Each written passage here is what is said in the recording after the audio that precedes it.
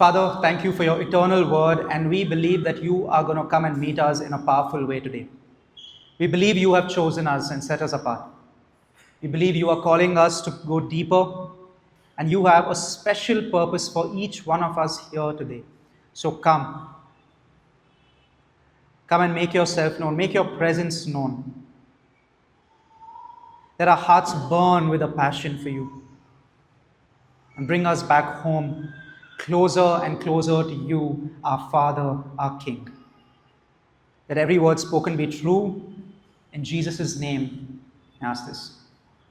Amen. How many of you all here have never watched the movie Armageddon? That's like 50% of you all. What's wrong with you all? How many of you all have never heard of the movie Armageddon? Okay, at least that's fine. You know what? The movie came out at least 20 years back, and so I'm going to spoil it for you. If you haven't watched it yet, that's on you. That's not on me. Right? The movie is about this huge asteroid coming to the Earth. Anybody who's watched the movie? Okay, correct me if I go full wrong. Okay, huge asteroid coming to Earth, and they're like to save the Earth, they've got to go on the asteroid, drill a hole to the center of the asteroid, put a nuclear bomb there so that the asteroid splits in two and it does not destroy the Earth. All right? And so, instead of sending astronauts and teaching them how to drill, they send drillers and teach them how to float in space, which is the stupidest plot ever if you think about it, because it was easier to teach oil drillers to be astronauts than to teach astronauts to be oil drillers. But anyway, Bruce Willis is the head oil driller, and he picks a team, and he picks this guy, Ben Affleck, who he absolutely hates because Ben Affleck is hitting on his daughter and is now engaged to him, blah, blah, whatever. And anyway, towards the end, remember, Bruce Willis hates Ben Affleck, just remember that, okay? What happens towards the end is they realize that one person has to stay behind and die so that the asteroid can explode. And they draw short straws and figure out who will be, and the person decided to stay back and die is Ben Affleck. All right? And they're like, okay, Bruce Willis is like, okay, everybody get on the ship, I'll go drop him down to the center and then I'll come up. And so they go down, and as they're going down, just as they reach the bottom, Bruce Willis pushes Ben Affleck back into the shaft that is taking him up and locks it so that Bruce Willis can stay back and die.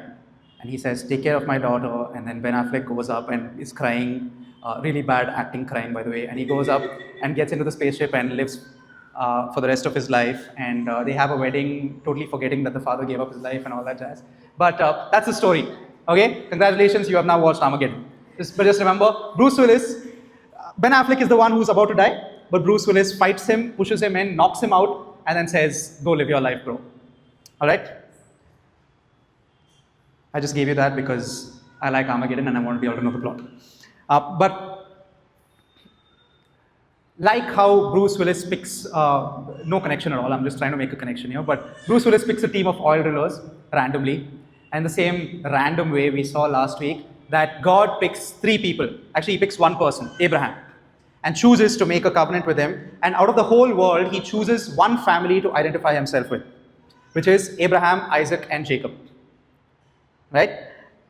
And it seems so random that he's just chosen these people and he decides to make a covenant and decides to carry out his plans on them. In Genesis 12, we see God first come to this guy named Abram and say this thing saying, I will make you a great nation, I will something. And God says a lot of stuff to Abram, right? November 13th, 2021, I got to stand in front of the most beautiful girl in the world. And I got to say, I will take you as my wife. All right? What's the best part about this story is every time I give these dialogues, she doesn't even know and she can't even hear me. My son is the worst kebab pe haddi ever. But anyway, where was I? Yeah, I said, I will. Because that's what you do in a wedding. You say, I will. And here in Genesis 12, you hear God say, I will 6 times in like one paragraph. I will make you into a great nation. I will bless you. I will make your name great and you will be a blessing. I will bless those who bless you. and whoever curses you, I will curse. And all people on earth will be blessed through you. He repeats his intention, I will, 6 times in this little paragraph. It's almost like a husband marrying a bride, because that's almost like what a covenant is. And Abraham is 75 years old, and because of this covenant now, he has to leave his fancy rich house to go live in a tent in the desert for the rest of his life. And he's going to be a traveler, a wanderer, not having an actual place to settle down, because God has come and said, I will. In the passage that we just read, Abraham's complaining, saying, what's the point? I have no son, I have to give it to my servant, blah, blah, blah. And he's saying all this because here's this guy, Abraham, who realizes that God has made him a promise, and he's saying, if he can't have children, then the promise goes nowhere. Right? What Abraham's saying is, I think, God, you made a mistake by picking the wrong person. You've chosen the wrong person here. This is not going to help you, it's not going to help me, so you need to do something or pick somebody else. And somehow, God's salvation will be accomplished through his power and his grace, not by Abraham's effort. And so you hear of God first coming and making these I will statements. And what happens after that? A lot happens after that. Get it? A lot happens after that. A lot happens. We'll try not to get into the lot bit, but if you read, you will see that Abraham now starts making choices by faith. Like Lot and him, they realize that the land is too small for him and Lot's family. And so Abraham's like, okay, Lot, you pick where you want to stay. And Lot picks the fertile place, which ends up being Sodom and Gomorrah. And Lot has huge headache there. And Abraham picks the less fertile place. But he's making a choice by faith. He's making a choice that God will somehow provide, even though the obvious answer is pick the fertile place. But anyway, Abraham makes choices of faith. After a bit of the Lot incident, God comes and gives a promise. And we read that promise right now in Genesis 15. So here's the thing. I need a volunteer who will act as Abraham for me. All right, come Roshan. Perfect. Roshan's favorite part is going to be cutting that cow in two. Right? This is Abraham. He is 75 years old plus. You have to act, bro. If I say 75 years old plus. All right. It's a stick. Okay, cool. 75 years old plus. And what did we just read? We read. Okay. God comes and tells Abraham, don't be afraid, Abraham. I am your shield and your great reward. But Abraham said, Sovereign Lord, what can you give me since I remain childless?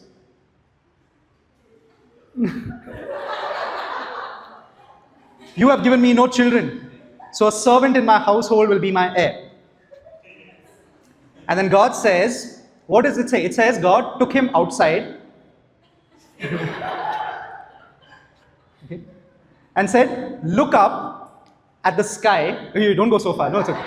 That's all right. That's all right. Look up at the sky and count the stars, if indeed you can count them. Act. You counted. You're like, all good. All right. Then he said to him, so shall your offspring be.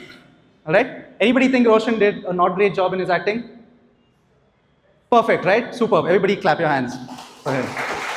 I need more, okay? I'm going to do that again. Look up at the sky and count the stars. 2 you counted.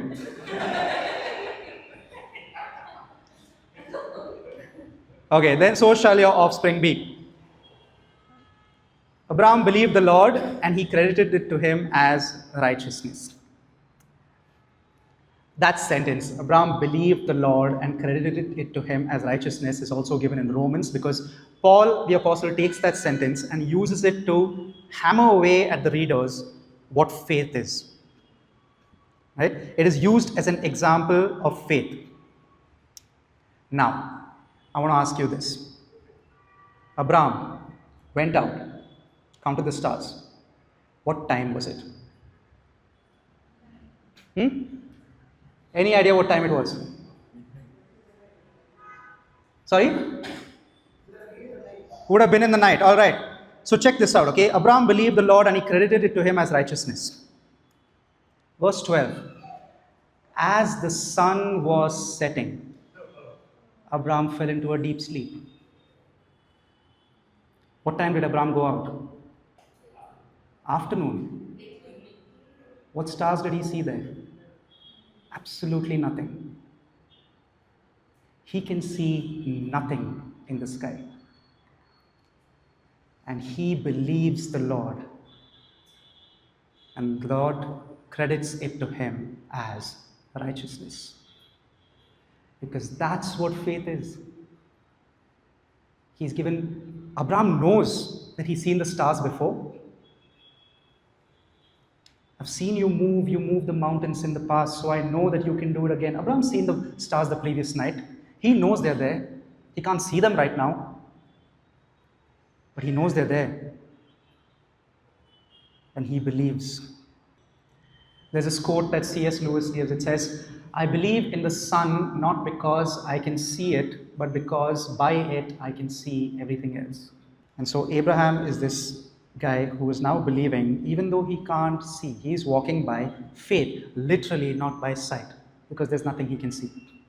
And then Abraham says, "Lord, how can I know that I will gain possession of the land? Or how do I know that this promise will come true? Like, I'm believing you, I'm trusting you. I don't need the stars as a sign, but you've made a promise. Now I need you to seal the promise with something." And so back to Abraham. The Lord said to him, "Bring me a heifer." It's a cow.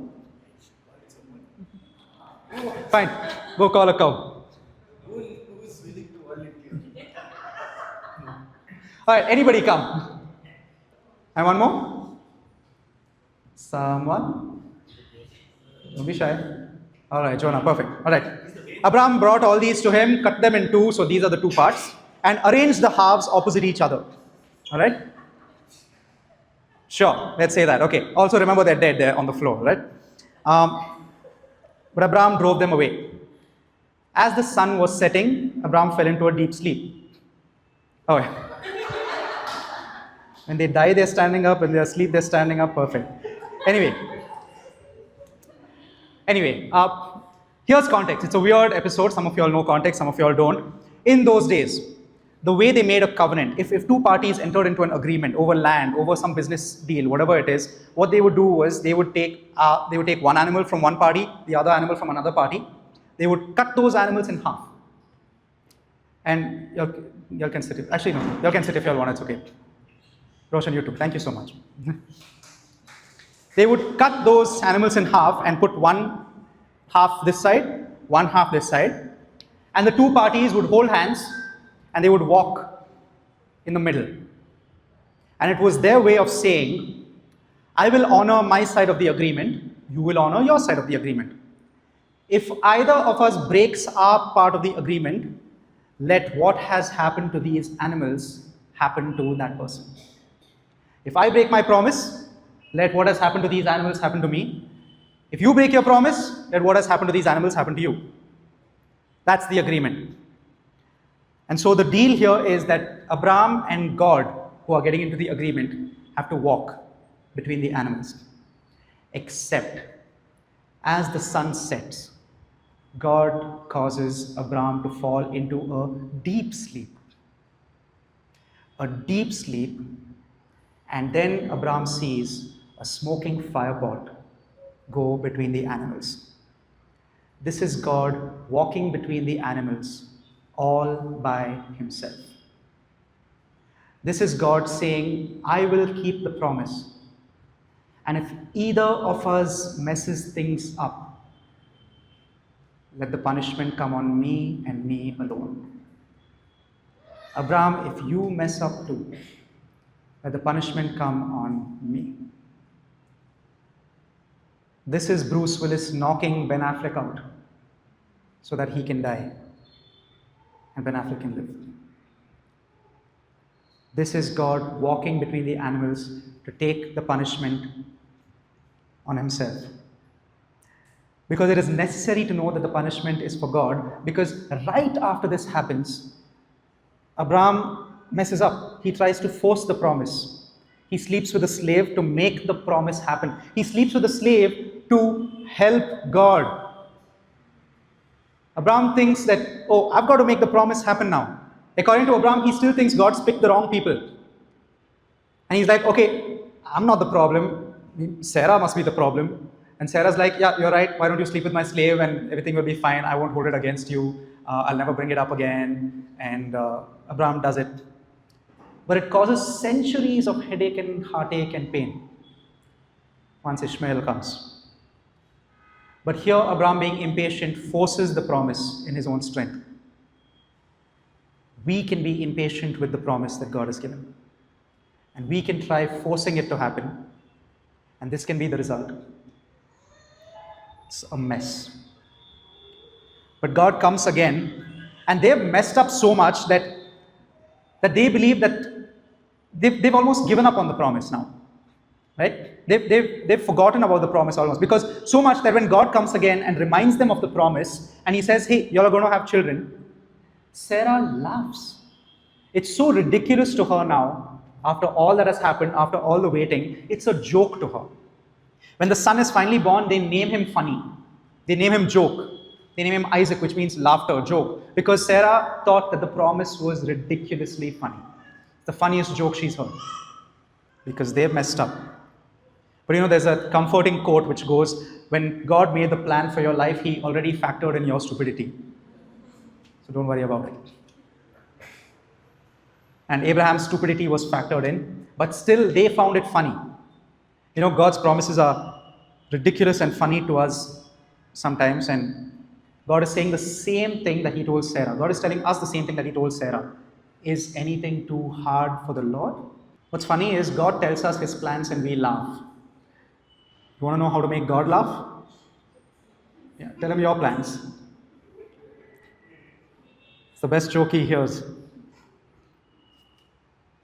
Okay, so just before this happens, when God has chosen Abraham to be the person, he says, Abraham, I will change your name from Abraham to Abraham.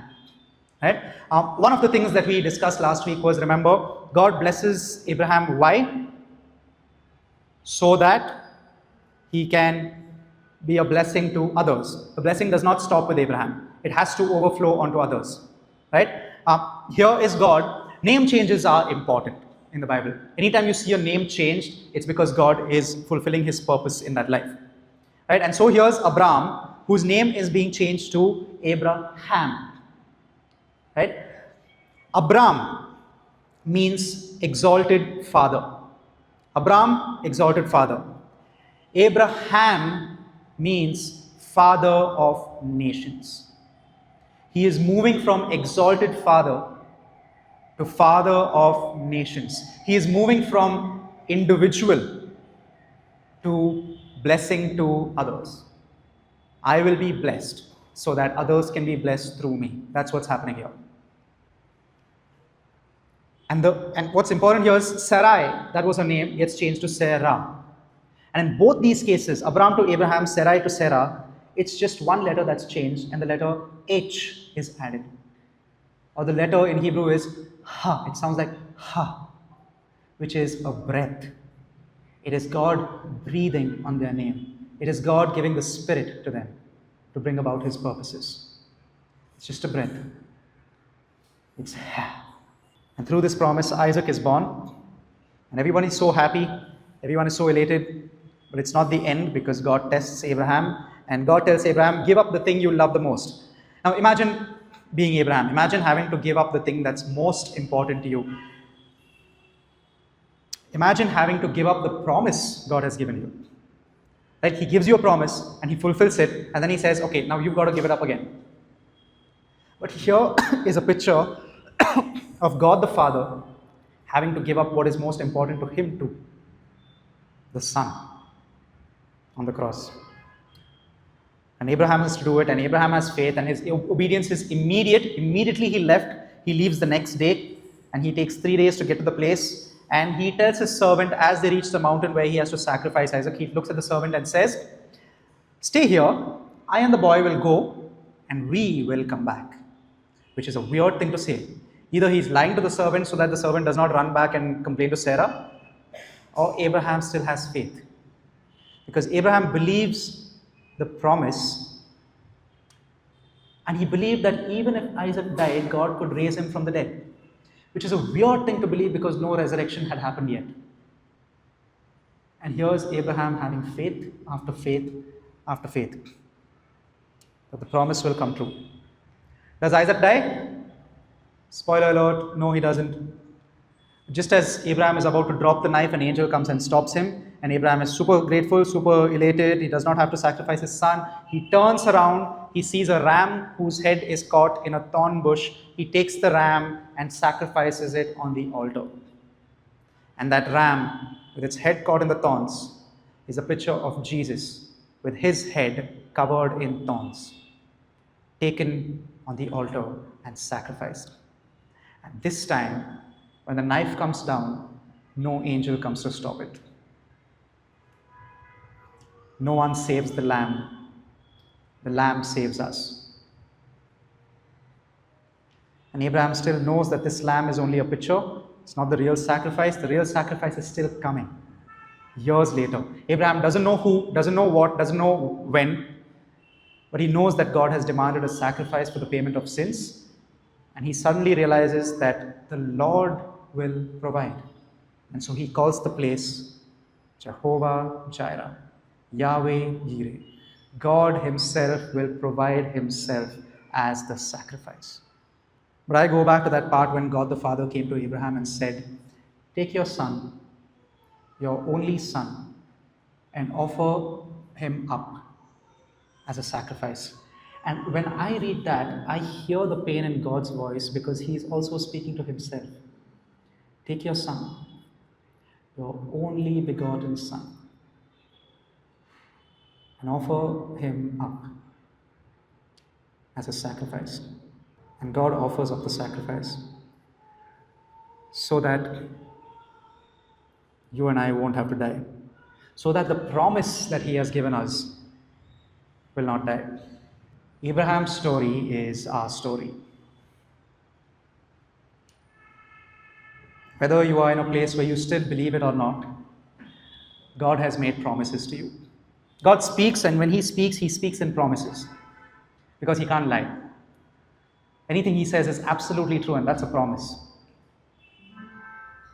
And so God has promised, and the thing is, he wants to stick with you in the promise. Right? You saw that scene. You did not choose God. He chose you. He set you apart before the foundations of the earth. He called you by your name. He knew your name before your parents knew your name. He chose you. The call on Abraham was never random. It was specific. The call on you was not random. He did not, out of a group of 100, say, that one. Out of a group of 100, he looked and saw and wanted and said, that one. I want you, is what he said. He chose you. And like that guy in the video, the world can come at you and say, of all the gods to pick from, you chose the one who would test you, who would let you go through suffering, who himself would die.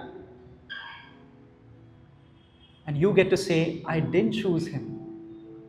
He chose me. This amazing God of the universe chose me. John 15, Jesus says, you did not choose me, but I chose you and appointed you so that you might go and bear fruit. Fruit that will last, and so that whatever you ask in my name, the Father will give you. That's for you. He's chosen you so that you will be fruitful, that you will bear good fruit for his kingdom, that you will find joy in his purposes. He's already declared it. He's chosen you for it. He's given you a promise of blessing. Not just that you will be blessed, but that you will be the blessing. You're not just blessed, you are the blessing. You are the light, you are the salt. The world gets to see you blessed, and they get to be blessed through you. You get to participate in his plan that started way before Abraham, that started way back in Genesis. You're a part of that plan, and you get to overflow those blessings onto others. To be a blessing. He makes you into a blessing. And you have the promise, specific promises that He has spoken to you. I don't know what they are. I don't know who's given them to you. Or maybe it's just something from the word that's stuck out to you. That He's chosen you and He's always with you and He'll never forsake you. And you may have messed up. You may have tried to help God accomplish His promises for you. Or you may just have run away from Him and done some stupid stuff that you never should have gotten into. You may be in the middle of stupid stuff right now. You may be in the middle of sleeping with the servant girl Agar right now. You may be in the middle of the mess. But God saw the mess you would make. There's a quote that says, if you think you've messed up God's plans for your life, just know that you are not that powerful.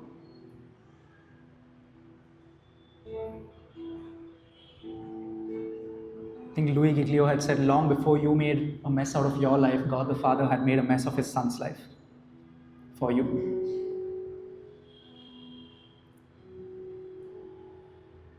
So I want you to close your eyes and just imagine those animals cut into halves. Lots of blood. Lots of just decay and death. And you know it is you who should have walked between them alone, and that punishment should have fallen on you, except you see God walking in between those animals. You see God walking in between the blood. You see God as the sacrifice. He has not given up on you because His promises are everlasting. Now, it may not be a life of comfort. Like Abraham, it can be life in a tent. It can be a life of waiting for generations. It can be a life of waiting for years for the smallest prayer request to be answered. But His promises will remain. To give you a life of purpose, for you to be a blessing and to be blessed. So we get to keep His covenant. Like Abraham, we get to speak to him as a friend. Like there's this part where God is telling Abraham his plans, and Abraham is negotiating with the God of the universe, saying, don't do this, God. Do something else. And God is listening. Talk to him knowing that your words move the hand of the universe making and controlling God.